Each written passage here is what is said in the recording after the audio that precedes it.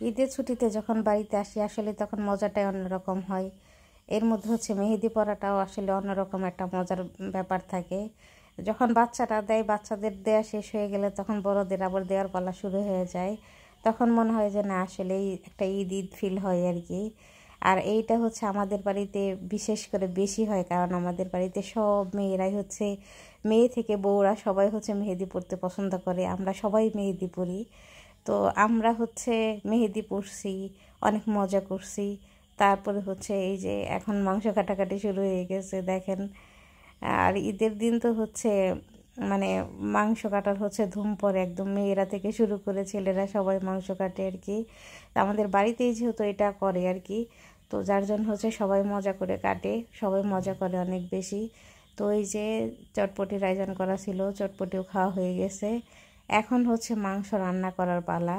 যেহেতু গ্যাসে রান্না করব, তো সব কিছু হচ্ছে মাখিয়ে বসে দিলে সুবিধা হয়, কারণ আপনার অনেক বেশি নাড়াচাড়া করতে হয় না।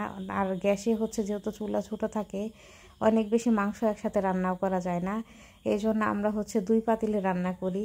তো 1 পাতিলের জন্য এখন হচ্ছে প্রিপারেশন চলতেছে, সব কিছু দিয়ে আদা রসুন একদম যা যা লাগে, মরিচ হলুদ সব দিয়ে তেল দিয়ে মাখিয়ে বসিয়ে দিলে হচ্ছে নাড়াচাড়া কম করা লাগে। আর এটা সুবিধা হয়, যেহেতু গ্যাসে রান্না করব। মাটির চুলায় রান্না করলে রান্নাটা অন্যরকম হয়, আর মাটির চুলার রান্নাটা অনেক বেশি টেস্ট হয়। কিন্তু দেখা যায় যে মাটির চুলায় আর রান্না হয় না, এখন গ্যাসে রান্না করা হয়। তো যার জন্য আর কি এইভাবে মাখিয়ে বসে দেওয়া হয়। তারপরে এই যে মাংস তো সবই করা হয় নাই এখনও, তো শুধু খাওয়ার জন্য আর কি দিছে, যার জন্য হচ্ছে ওইগুলা রেডি করে তারপরে বসানো হয়েছে। তো এইদিকে আবার এই যে অনেক মানুষ আছে যারা মাংস নেওয়ার জন্য আসছে, তো এদেরও দিবে সবাইকে আর কি। আর এই যে দেখেন, বাঙালি বুড়ি খাবে না এটা তো হয় না, মানে বুড়ি খাইতেই হবে। আপনি যত যাই খান না কেন, বুড়ি না খাইলে হবে না। এই যে বুড়ি নিয়ে টানাটানি করতেছে।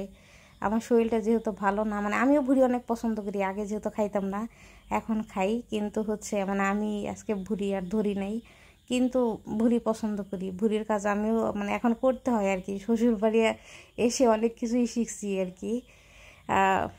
মানে মজার অভিজ্ঞতা আর কি, সেটা আরেকদিন বলবো, আরেকদিন শেয়ার করব। এই যে মাংস মোটামুটি আর কি হয়ে আসছে। যাই হোক, আমাদের মাংস যেহেতু হয়ে গেছে, মাংস এখন খাওয়ার পালা শুরু হয়ে গেছে। তো এক এক দিন আর কি এক এক রকম হয়, এক এক পাতিলের মাংস এক এক রকম হয় টেস্ট। তো কার কেমন লাগছে সেটা হচ্ছে অন্য আরেক ভিডিওতে জানাবো। আর আপনাদের মাংসের টেস্ট কেমন হয়েছে সেটা অবশ্যই জানাবেন।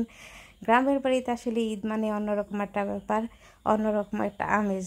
আর এটা আসলে শহরে বসে আসলে ফিল করা যায় না। গ্রামে আসলে সবার সাথে মিশলে, সবার সাথে গল্পগুজব করলে, সবার সাথে আড্ডা দিলে আসলে মানে এই ফিলটা আসলে অন্যরকম, মানে এটা ভাষায় প্রকাশ করা যায় না। তো কার কেমন ঈদ কাটছে সবাই জানাবেন।